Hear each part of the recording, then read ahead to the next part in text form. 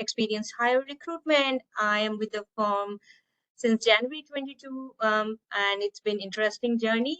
And I give up to Emily and Joe to introduce themselves, as well as Erin, Megan, and Nina. Awesome. Thank you. Hey, everyone. Thank you so much for joining. I'm Emily MacArthur. I'm a manager in our New York office. I've been with the firm since 2016, so it's been a while. And I recently was with did scholars with the firm and recently came back from business school about a year and a half ago. So happy to talk about life after business school and anything that's helpful. I'll pass it to Joe. Sorry. Hey everybody, my name is Joe Inger, also a manager with Kearney. So I am part of the SOP recruiting team as well, with the rest of the folks on here. I've been with Kearney about 5 years. I was an industry hire, so I spent 5 years at Procter & Gamble doing manufacturing work before joining Kearney. So happy to talk about the kind of the transition and the experience there. And yeah, happy to be here. So hi everyone, I'm Erin Chang and I'm associate out of the Toronto office. Similar to Joe, I actually joined Kearney after working in industry. So my background is in working in different CPGs, primarily in the planning space. So happy to talk through all of that with everyone today. Thanks. Hi everyone, my name is Megan Brown and I'm a senior business analyst out of our Atlanta office. So I joined the firm about a year ago, and before that I was doing my undergraduate degree at Georgia Tech. And so most of the projects that I've done since joining Kearney have been within our source tower. So thanks everyone. My name is Nina. I'm an analyst out of the New York office, also part of SOP and the SOP recruiting team. I've been with the firm for a little over a year, almost a year and a half, and I joined actually as an industry hire from Wayfair, and before that, I did my undergrad at. So yeah, I've worked across a bunch of the different towers within SOP, so I can speak to my experience across the towers. Awesome. Great. So I think we're gonna try to keep the slides to like 10 minutes and then spend the rest of the time on questions. So just want to give a quick intro to the practice, and then happy to answer any questions that you guys have. Well, so I'll pass it to Joe to talk a little about Kearney in general. Yeah, so just I guess the introduction to Kearney. So as you all are aware, so we are a management consulting firm. We are global, so global presence. So I think one of the things that we pride ourselves on is being practical and a little bit more down to earth. So that doesn't mean that we don't do strategy work. That doesn't mean that we don't do operations. It just means that the stuff that we recommend and put forth to our clients, we do truly believe in. There are instances, I can speak from personal experience, where you give them a target or a recommendation and they say, hey, that sounds great. Joe, can you go implement this? And you're kind of stuck to adhere your timeline. So we do try to make sure that we take a pragmatic approach to consulting. We are very personal. So I think from a size standpoint, we have, I think it's roughly 8,000 people total headcount wise. Of that, there's like 3,000 to 4,000 consultants globally. So it's big enough that they'll run into people you may not know, but for the most part, I'll work with Emily, I'll work with Erin, and they know somebody I worked with on my last project. So it's a very tight-knit community. I think everybody really does care about each other. I think that's been kind of a key topic over the last couple of years. I know that, you follow Fishbowl or anything like that. I think Kearney's done a great job kind of building that community and that network. In a similar vein, from an apprenticeship model, I think from onboarding and then just training in general, I've been very happy with what I've seen. I think, I try to share that and kind of, pay it forward, so to speak. But, from an onboarding standpoint, I never felt like I was kind of left to flounder on my own. I think there's been, whether it's my project leadership, whether it's the firm hosting trainings, we do try to make sure that we give everybody a fair opportunity to get ramped up, learn how to consult if you're new to the industry, provide training from a content standpoint as well. I think individuality and inclusiveness are definitely at our core. So we have a series of diversity initiatives across the firm, and I think we live those day to day. So you'll see that kind of in project engagements and firm events, just even in general conversations. That's definitely at the core of what we do. And we do give everybody opportunities. So the kind of, one of the coachings I give to new consultants is, we hired you for a reason. We want to hear your opinion. So, we expect you to come in and start contributing and being part of the team. And it is a great opportunity to kind of leave your mark and, learn a lot and be able to contribute and drive impact, right from the beginning. Definitely. I second all of that. And if you have any more broader questions about the firm in general, like Metro said, that we had a general webinar that should be available online. So that we went through a bunch of different slides over for an hour. So I definitely recommend checking that out if you have interest in the other practices as well, and then just the firm in general. Yes, that link has been shared in the chat box once again, so feel free to go through after this session about the Kearney specific general webinar. Awesome.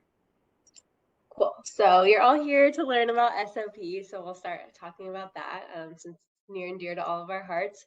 So as we think about the firm, this page kind of lists out all the practices that we have. And so the way that we think about it is we have vertical industry practices. So those are all listed up here. So you think CHIRP, consumer retail is where I kind of live. Obviously all the different industries that we serve. And then we have service practices, which we view as horizontally. So SOP is one of those service practices. So what that means is we work across all different industries, which is a really great opportunity to learn about a bunch of different industries and see how the kind of projects that we do can be applied across industries, which I think is a really great opportunity. So just want to call out, if you're applying to SOP, we live in that space, and we'll talk about exactly what that means. So next we're going to talk through, so our practice is divided into structured into 4 different towers, and those are really the 4 different kind of sections of the supply chain. So there's source, plan, deliver, and make. And so we have representation from all of those towers on the call. So we're going to each talk a little bit about what those mean. So I'm primarily I've worked across all of the towers, but I am aligned and I primarily work in the deliver space. So what that means is anything that has to do with delivering. So that's transportation, that's warehousing, really getting product from A to B. So some of the types of works that we do include distribution network strategy. So network design, so where your warehouse is located, and that can kind of bleed into the make space as well, which is where are your distribution centers and your manufacturing facilities located, and how do you set up the optimal network for your company. 2 is around transportation optimization. So how can we take transportation costs out for our clients? And so there's a list here, but we do a lot of different types of work. It's really exciting.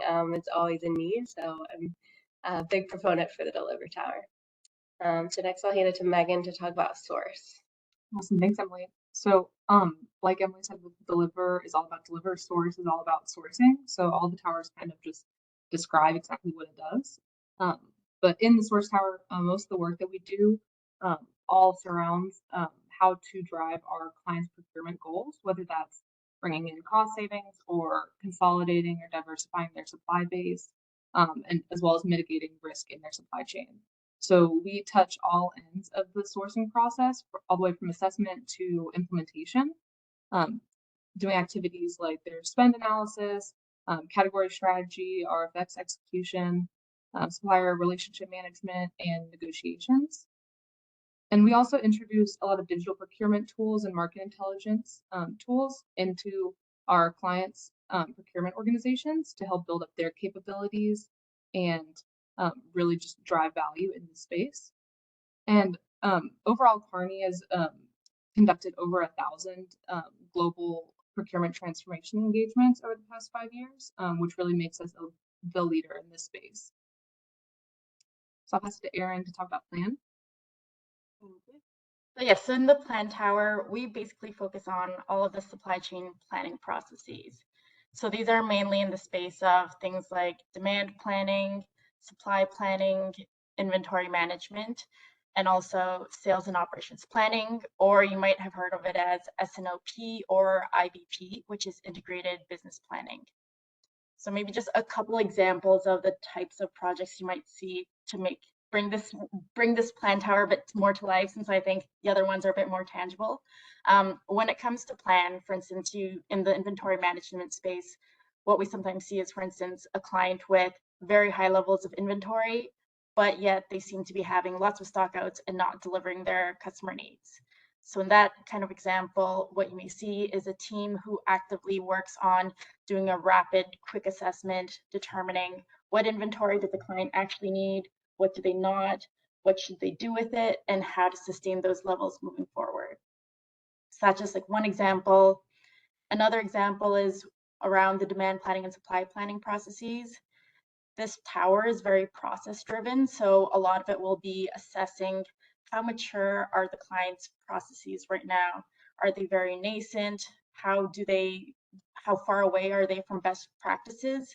And then designing with them something that is tailored to the client to be as best as they can be, as close to best practice, along with different tools, which you see on the screen here, to make them anywhere from basic demand and supply planning all the way to more machine learning kind of tools, so that they can more accurately and effectively plan for their business. So that's more of what the plan space is around. Okay, and then I'll hand it over to the Make Tower. So Make is all about manufacturing. I think one of the coolest things about Make is that you get to touch all of the other towers a little bit. So we don't necessarily source, but we interact with purchasing. We figure out purchasing frequency. We'll look at inventory requirements, which gets us into planning. So inventory management, production scheduling, and then deliver depending on the client and the partner you're working with. Sometimes warehousing is part of manufacturing, and oftentimes in scope. So aside from just the pure manufacturing operations, you get to kind of interact with all the other towers.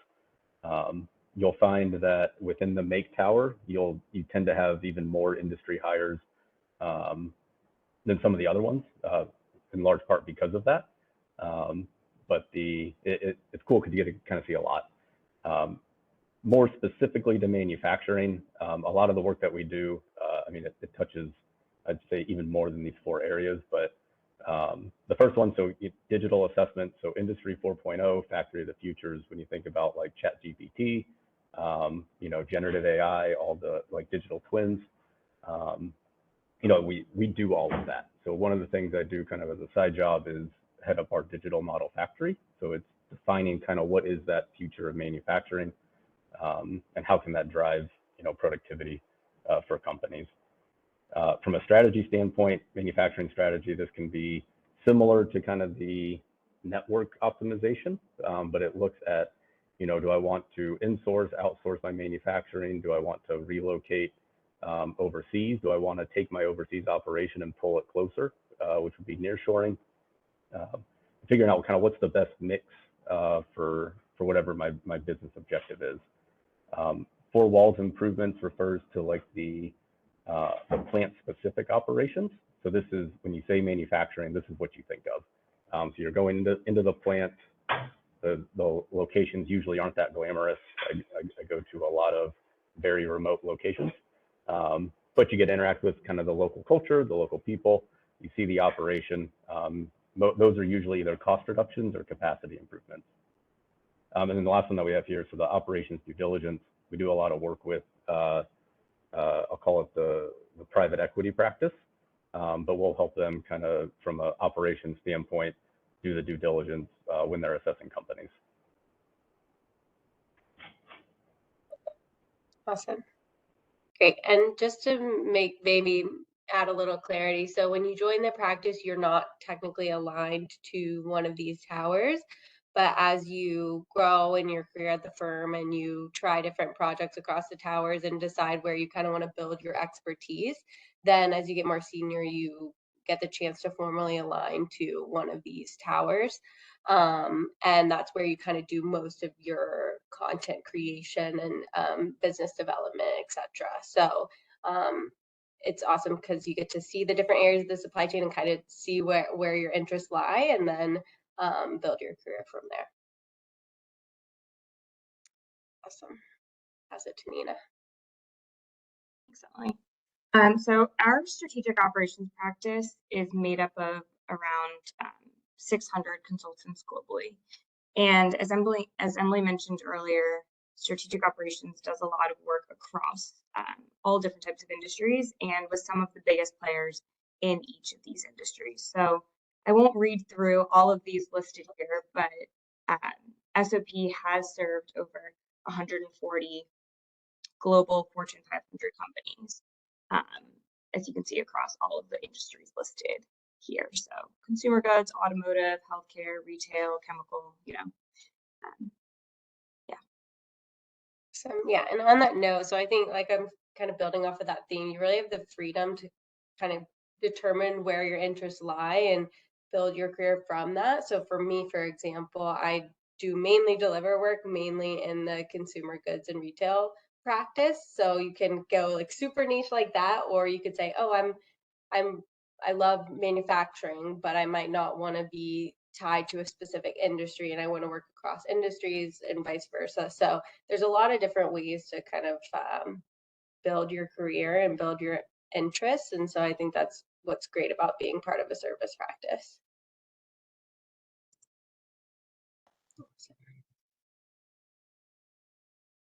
So to just keep going with this, so far we've talked a bit about the different projects, the types of clients, and the different industries we work with on our projects.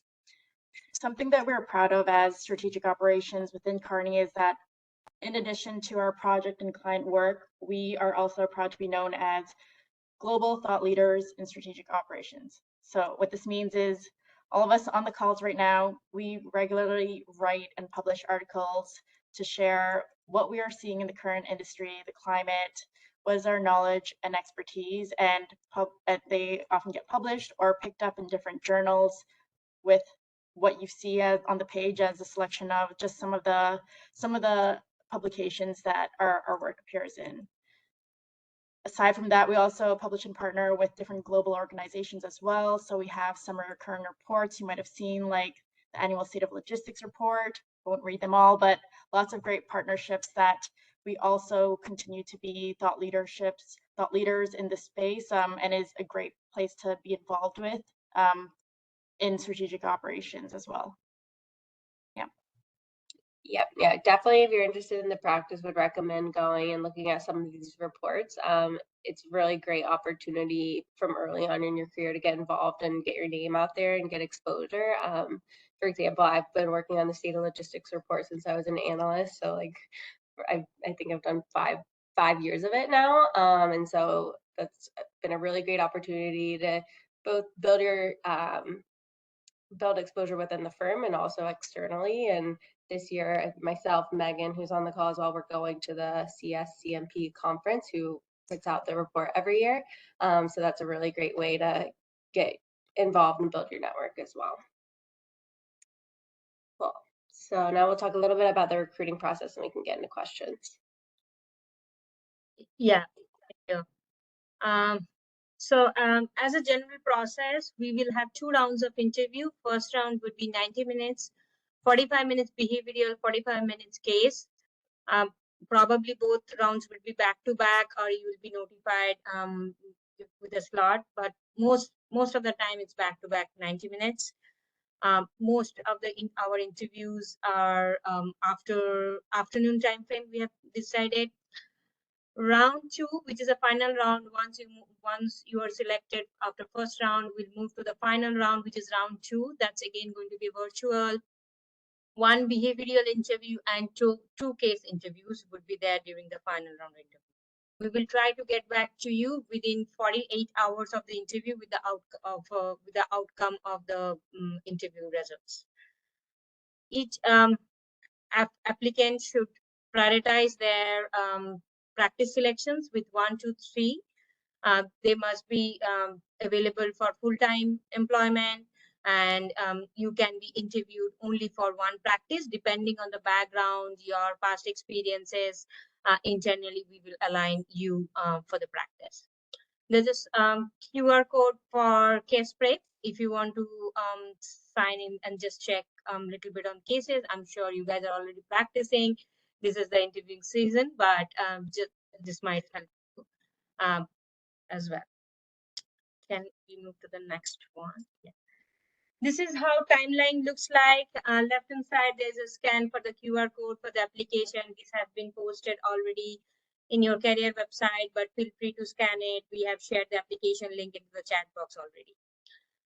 As you might know already, September 5th, noon Eastern time, application would be, application deadline would be up.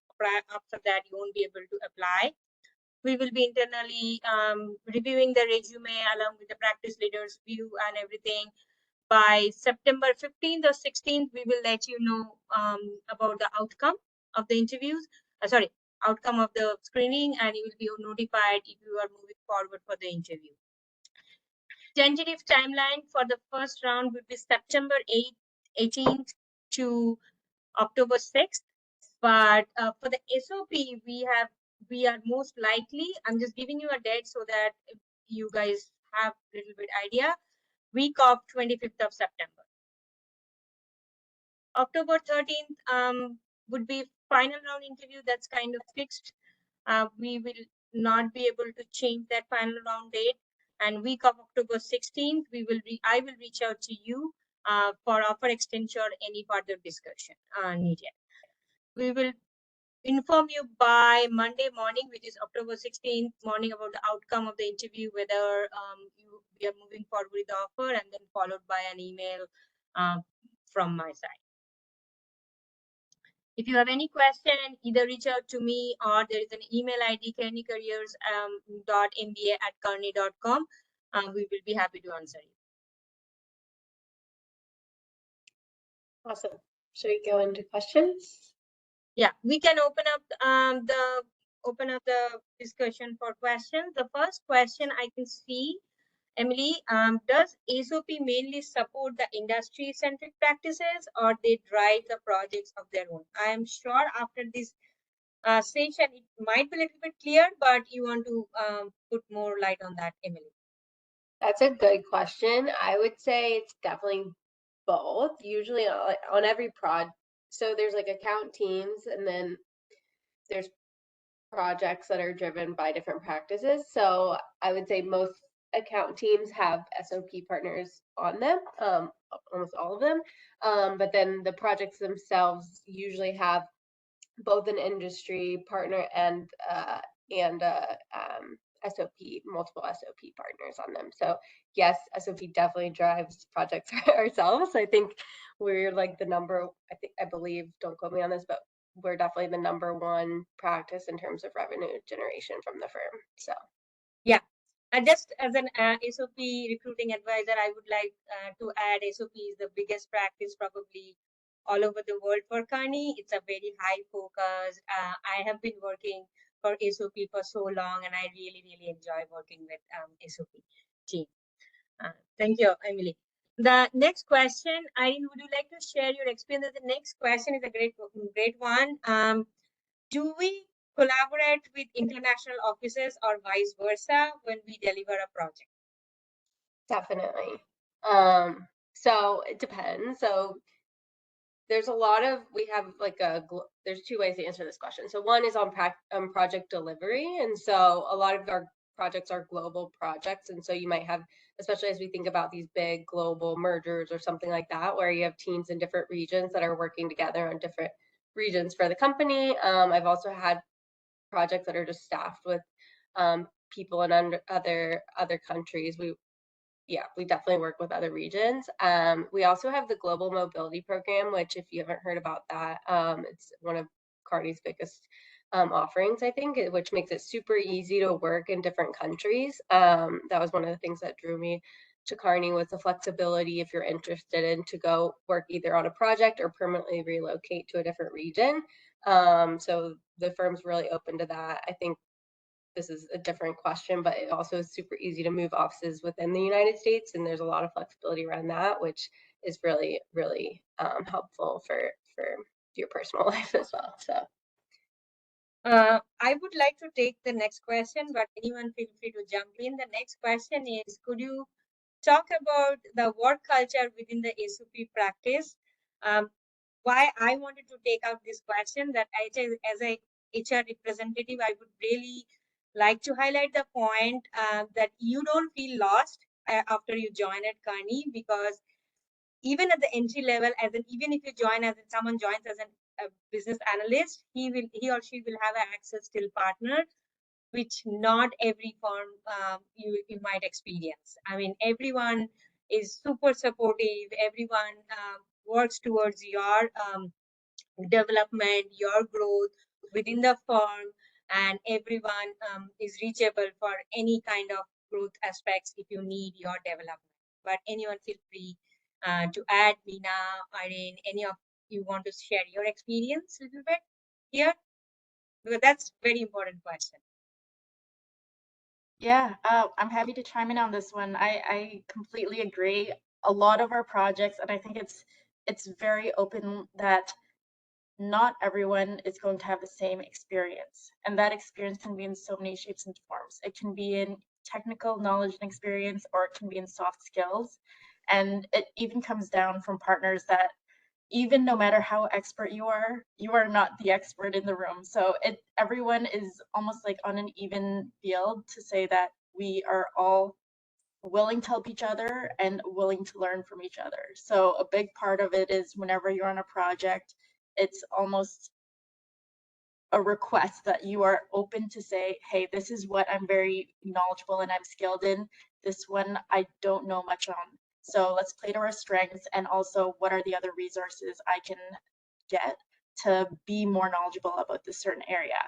You'll never be in a position where you're put in front of a client and left alone to be like, we thought you were the expert, so go on your own now. You will always be supported, whether it's behind the scenes to be guided or in front of a client, so that you continue to be growing your skills, whether it's something technical or the soft skills in consulting. So that's definitely how I felt.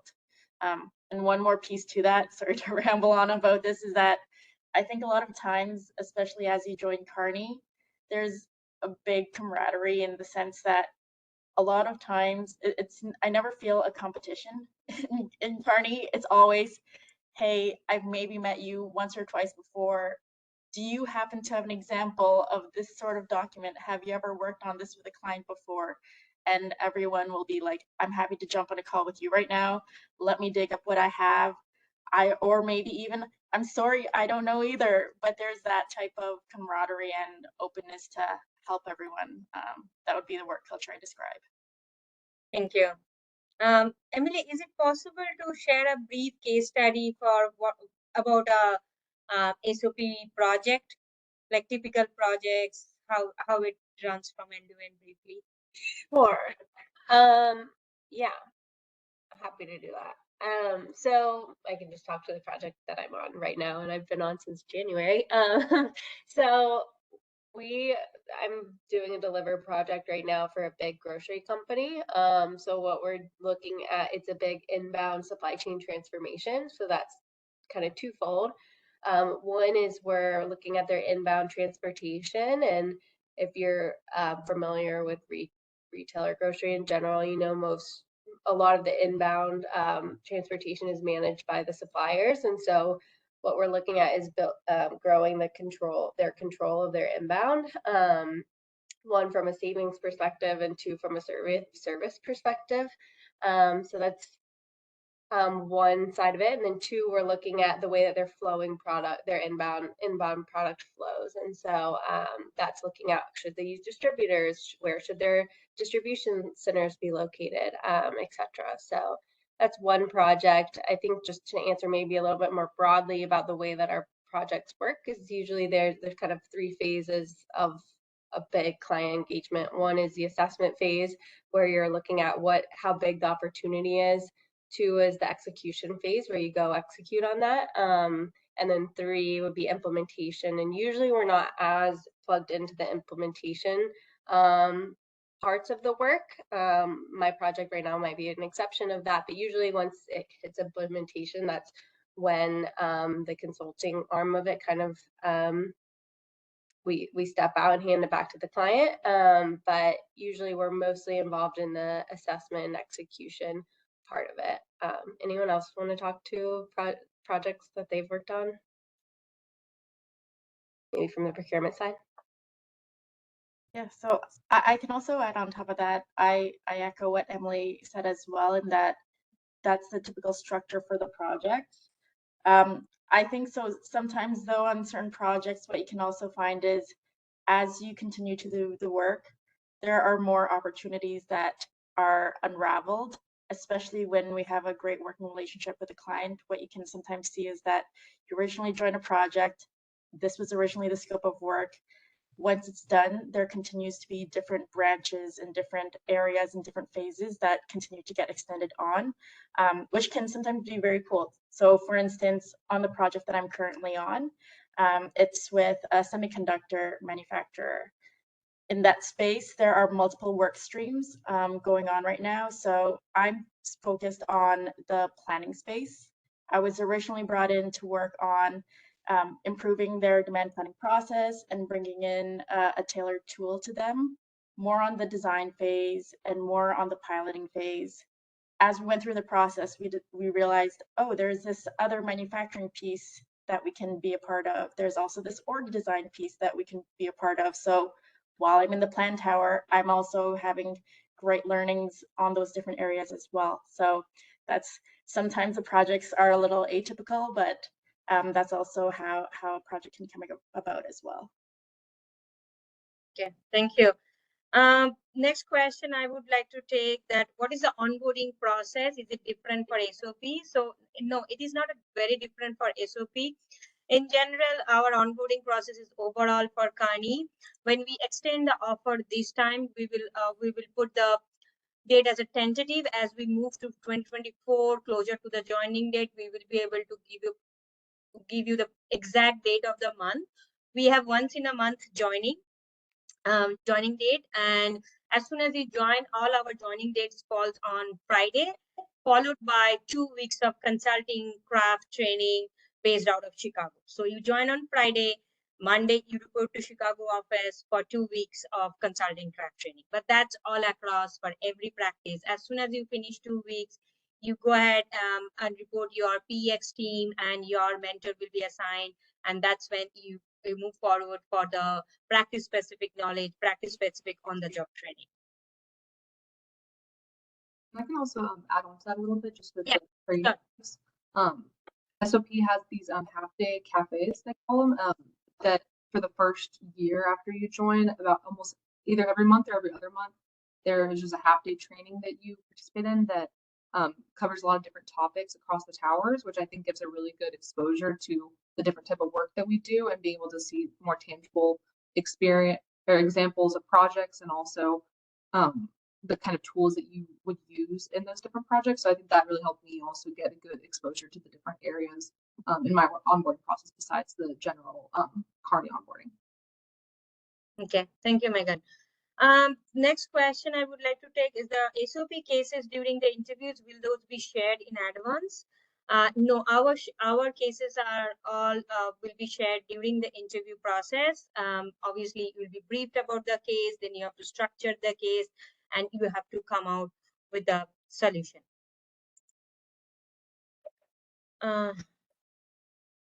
Okay, and next question, Emily, if you would like to take, are you looking to hire people who will come with domain expertise? With what? Domain expertise. Domain expertise. So I would say because this practice is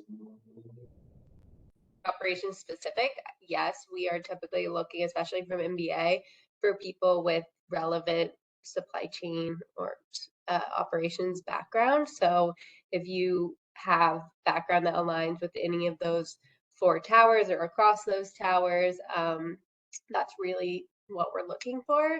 If you don't have that, I would advise looking at applying to the other practices, even if, so from an industry perspective, if you listen to the webinar, the general webinar where we have representatives from other practices, the industry practices are less looking for that specific experience. So I would definitely, if you don't have supply chain operations background that aligns with what we've kind of talked about, I would recommend putting industry practice first. Thank you. The next question is it unusual for people to shift to an industry vertical after few years of experience? No, it's not unusual. This happens very frequently. People from industry moves to SOP, or people from these practices will move to vertical. It's a very flexible. A lot of time people work with multiple. I mean, many of our projects get delivered for the folks from multiple practices. So it's a very common practice. So transition would not be a challenge if you want. Yeah, you can transition. I would say more often than not, if your expertise is in operations or like in the SOP world and that's where you do your work, I think it's beneficial. So basically you have something called affinity practices, and so you can have your primary practices and affinity practices. And so usually what people would do is, for me, for example, I'm in SOP, but I have CHIRP, which is consumer and retail, as my affinity practice. And so you're still involved in all the different practice calls, and you have your network within that practice, and you have exposure to everything that practice does, but that's not where you're formally aligned to. And so from like a promotion perspective and stuff, it still goes through SOP, but then you still do, it doesn't limit the kind of work that you do within like industry practices. Thank you. Someone would like to know, what does the intersection of SOP and TMT look like, and what is the approximate distribution of work across industries? Ooh. Within SOP across industries? SOP and TMT. Can anyone else answer TNT specifically? Not TNT, TMT, like our CMT. CMT. Yeah. Oh, sorry, I thought you said TNT. CMT, we do a lot of work in CMT. Like I did a project last summer in the CMT industry. Can anyone else answer? I know, like, especially on the procurement side, we do a ton of work in the source side in CMT practice. Anyone else? I can do, so I've actually worked on 2 projects that were SOP and CMT. So it was a mix of SOP partners and CMT partners, and the juniors as well, mixed between SOP and CMT. So the most recent project like that I was on was planning. So it was for a CMT client, but it was SOP planning work for the most part. Right. So planning, sourcing, like I said, the project I was doing was still deliver. We were looking at their last mile fulfillment network and last mile fulfillment strategy for the retail stores, from the retail stores. So it's another example. We definitely do a lot with the CMT practice. I think a lot of our top clients or tier 1 clients are CMT clients. Another interesting question, it has come a while ago. How the project management dynamics look like in an assignment where vertical integration is the client's goal? Where vertical integration is the client's goal. Yeah. And what was the first half of the question? I'm curious to know how the project management dynamics look like in an assignment where vertical integration is the client's goal. Anyone else have a direct answer? I haven't worked on a specific vertical integration project, to be honest. Yeah, I haven't either. I did have someone else I know there was another project in Kearney where, to my knowledge, it was like in a certain consumer packaged goods industry, and part of it was looking at similar competitors and benchmarking. Do other major competitors, to what degree are they vertically integrated, and how do those processes work? And designing if that's a good fit for the client as well. So that was a general gist of what I'm familiar with, but I haven't been too deep on such a project before. Okay. Does timeline look different for an international students? I would like to take that question.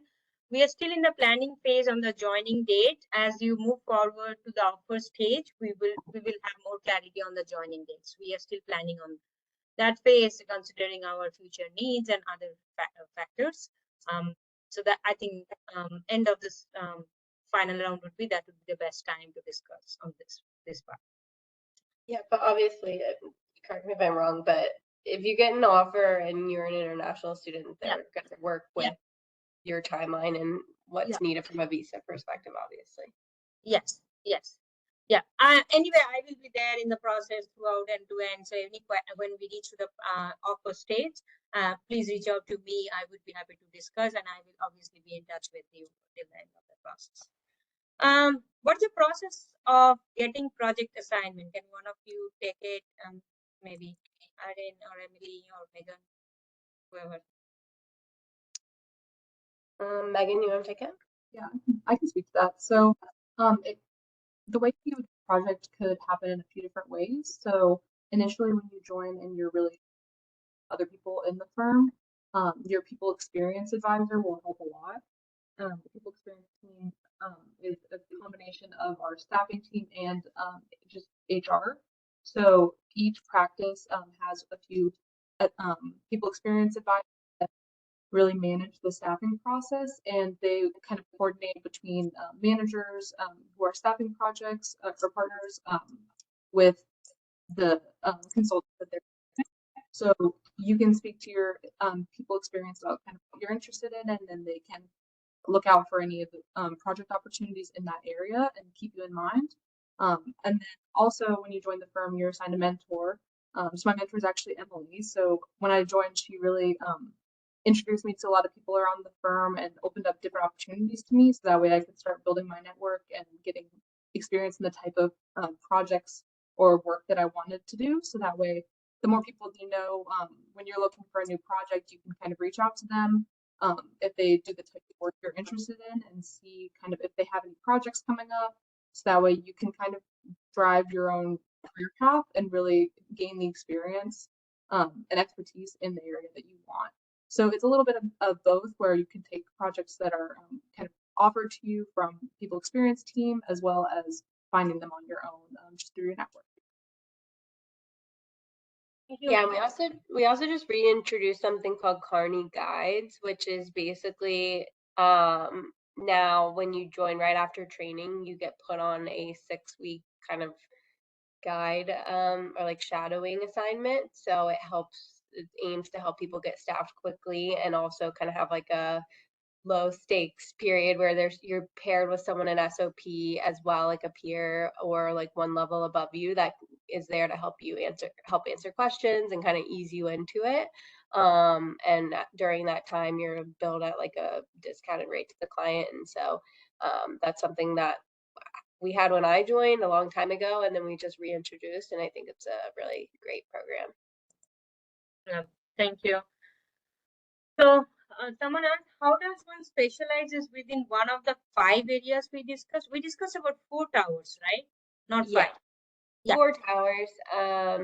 So it really has to do with the project work that you do. And then there's obviously so outside of your project work, you have what we call firm building. And like what that can mean is like community building. It can also mean like building IC and building and working on business development. And so you can both kind of specialize through your project work and building experience there. And that's a way that you can kind of get to know the partners and senior people within the different towers through your project work. And then you can also get involved in each of the towers outside of your project work. So we have, like I said, we have community calls, like there's a deliver one, there's also like a deliver and plan one. There's all these different calls that you can join to get kind of exposure to what's going on and where support is needed. So like I said, like state of logistics report, I'm working on future of logistics report right now.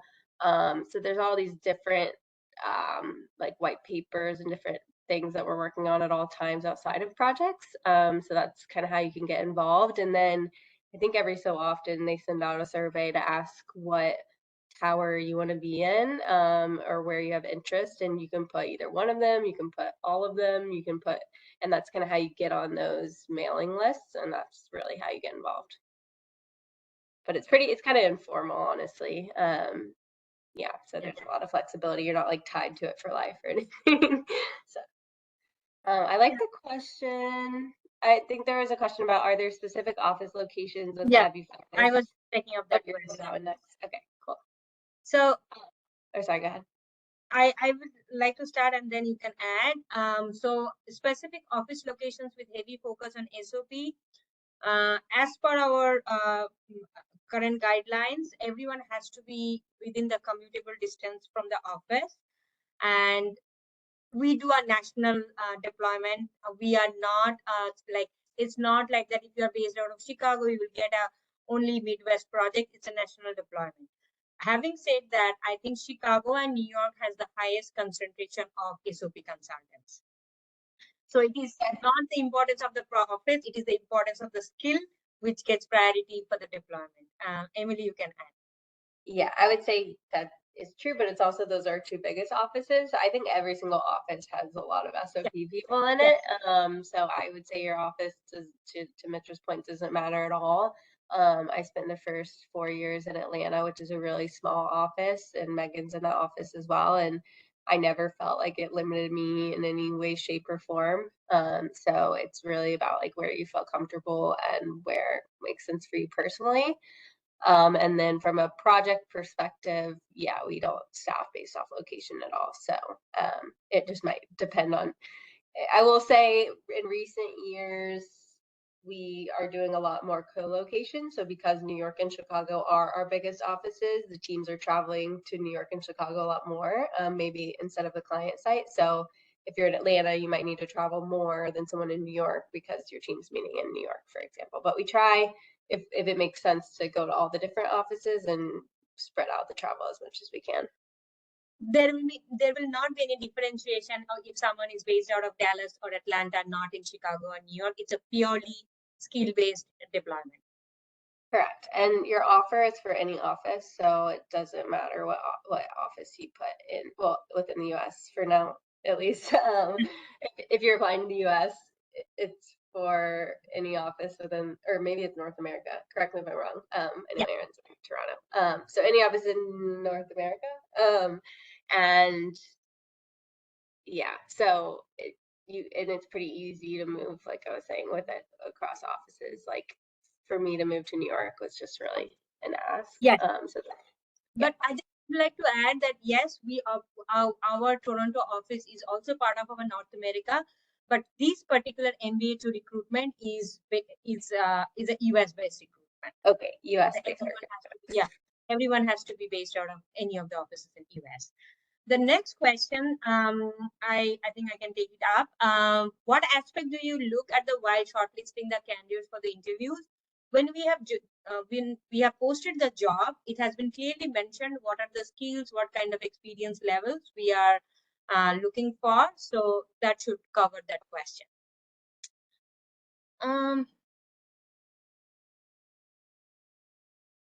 Okay, interesting question. Anyone can take. Could you share your experience and reasons? What keep you stay in SOP so far? I feel like this is a good last question. So should we do a round robin? Yeah. Anyone want to go first? Nina, would you like to start? Yeah, I can start. So I guess what I've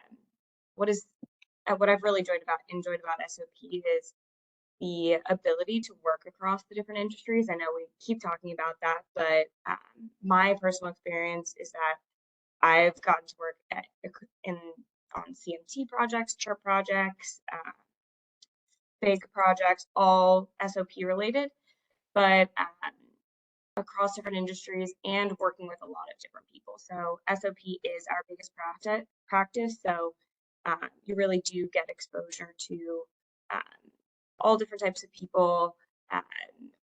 Some of my closest colleagues are from different offices, which is pretty cool. So I think SOP, while you do work on a lot of operations focused projects, you do kind of get the best of both worlds and working with the most amount of people and across different industries as well.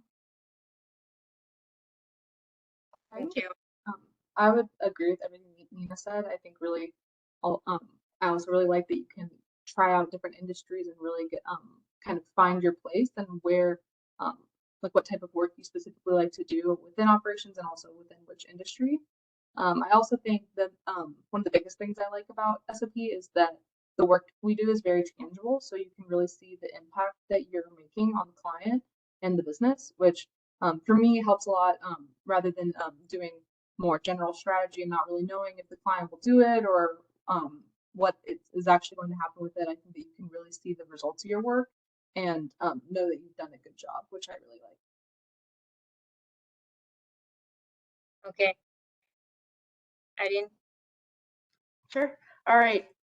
It's a little tough because Nina and Megan said a lot of what I was thinking as well, but maybe one piece to add is that I think a lot of the work that we do in strategic operations is extremely relevant now, especially post-COVID.